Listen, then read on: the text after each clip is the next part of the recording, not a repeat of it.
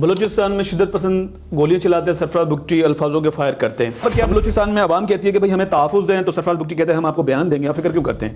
عوام کہتی ہے ہمیں امن چاہیے، تو سرفراز بگٹی کہتے ہیں ہم آپ کو اگلے جو ہے نا وہ آنے والے دور کے لیے آپ کو وعدہ کرتے ہیں کہ ایسا کچھ نہیں ہوگا۔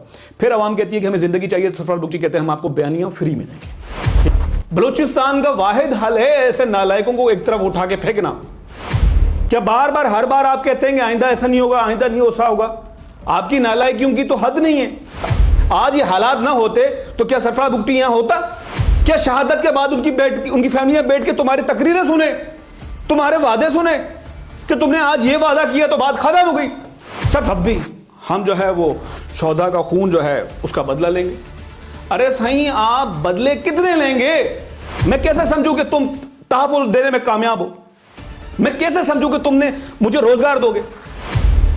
سرفراز بگٹی دن پر دن ترقی کر رہا ہے، مال و دولت میں اضافہ ہو رہا ہے، بلوچستان میں لاشیں مل رہی ہیں، پاکستان کا امیج خراب ہو رہا ہے۔ بلوچستان میں جو ایک ریڑھ کی ہڈی تھی بلوچستان پاکستان کی، آج تم نے اس کو کس اسٹیج پہ پہنچا دی؟ بلوچستان میں شدت پسند گولیاں چلاتے ہیں، سرفراز بگٹی الفاظوں کے فائر کرتے ہیں۔ تھمبنیل پڑھیے گا، بلوچستان کا خون سرفراز بگٹی کے ہاتھوں پر۔ آج کی تاریخ نے پھر ثابت کر دیا سرفراز بگٹی ایک نااہل اور کرپٹ اور جو ہے دہشت گردی کا بینیفیشری وزیر اعلیٰ ہے، جو میں بار بار یہ بات کر چکا ہوں کہ دہشت گردی کا جو ہے بینیفیشری ہے، کیونکہ اس کے ماضی کو اٹھا لو، اس کے والد صاحب سے لے کے ڈیرہ بگٹی سے اس کی جو ہسٹری ہے پوری کی پوری اب تک جتنی بھی رہی ہے، اور یہ چاہے وزیر داخلہ بنا، وفاقی بنا یا صوبائی وزیر داخلہ بنا ماضی میں، یا جو اب تک سی ایم ہے، تو اس کی پوری کارستانی ہم لیتے ہیں۔ اب یہاں پر کیا بلوچستان میں عوام کہتی ہے کہ بھئی ہمیں تحفظ دیں، تو سرفراز بگٹی کہتے ہیں ہم آپ کو بیان دیں گے، آپ فکر کیوں کرتے ہیں؟ عوام کہتی ہے ہمیں امن چاہیے، تو سرفراز بگٹی کہتے ہیں ہم آپ کو اگلے جو ہے نا وہ آنے والے دور کے لیے آپ کو وعدہ کرتے ہیں کہ ایسا کچھ نہیں ہوگا۔ پھر عوام کہتی ہے کہ ہمیں زندگی چاہیے، تو سرفراز بگٹی کہتے ہیں ہم آپ کو بیانیاں فری میں دیں گے۔ ٹھیک ہے، آپ نے فکر نہیں ہونا، آپ کو بیانیاں بہت فری میں ملیں۔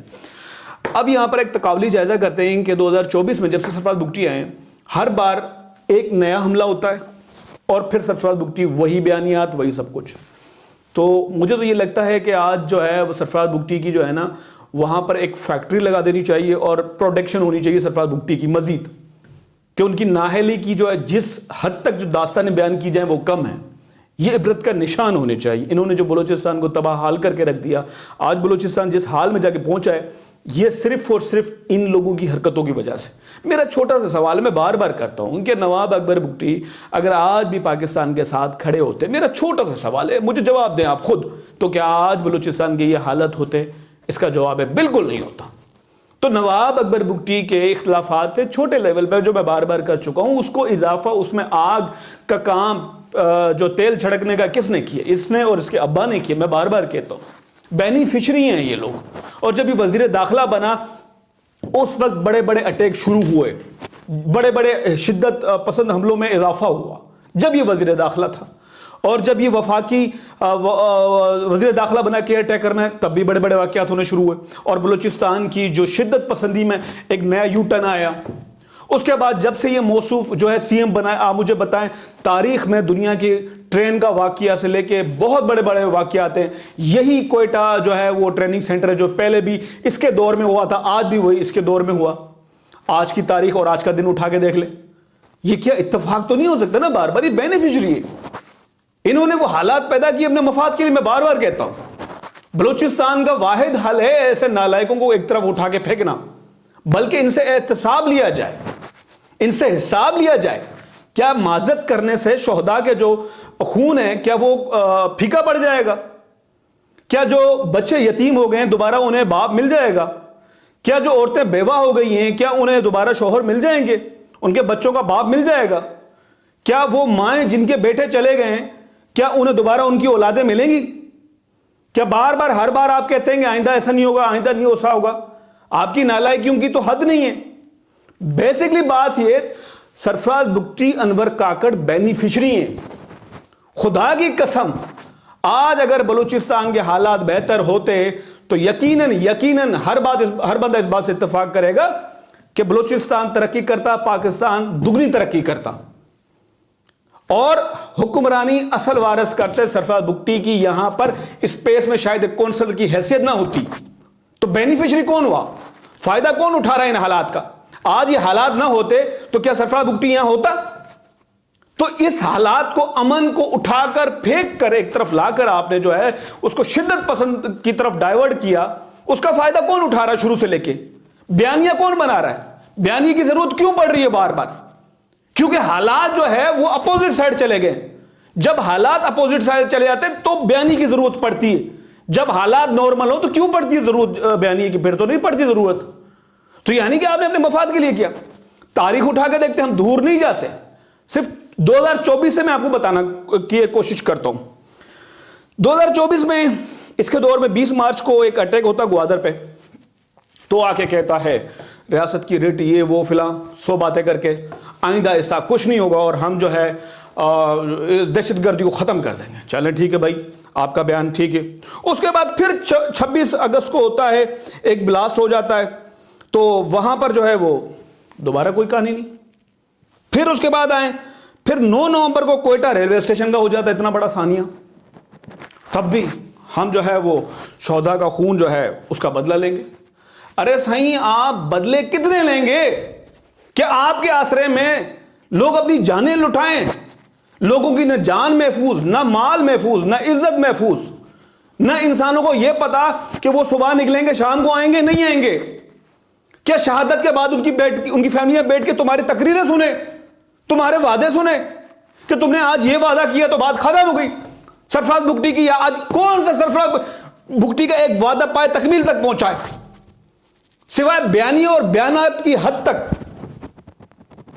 اس پوری دہشت گردی کی سچویشن میں, اس پورے بلوچستان کے اس حالات کے اندر کون ٹکا ہوا ہے سوائے سرفراز بگٹی کے اقتدار کے انجوائے کرنے کے؟ آج پاکستان دنیا کے اندر مذاق بن کے رہ گیا ہے, بلوچستان کے اندر, کیونکہ بلوچستان پاکستان کی ریڑھ کی ہڈی ہے. آج تم نے اٹھا کے جو ہے اسے پوری دنیا میں امیج, آج پوری دنیا نے اس کو کور کیا. آج اس واقعے کو انٹرنیشنل میڈیا نے کور کیا. جو شہادتیں ہوئی ہیں کیا وہ لوگ واپس لوٹ آئیں گے؟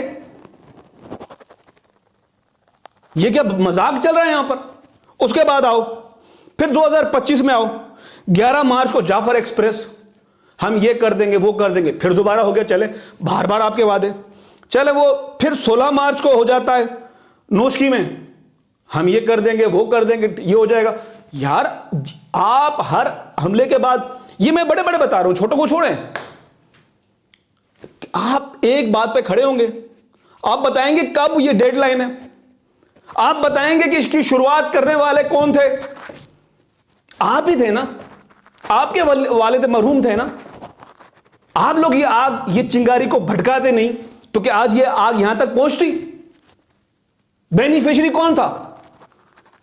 تمہارے پاس ایک چھوٹی سی گاڑی تک نہیں تھی, پیدل تم لوگ گھومتے تھے, آج خربوں روپے آ گئے.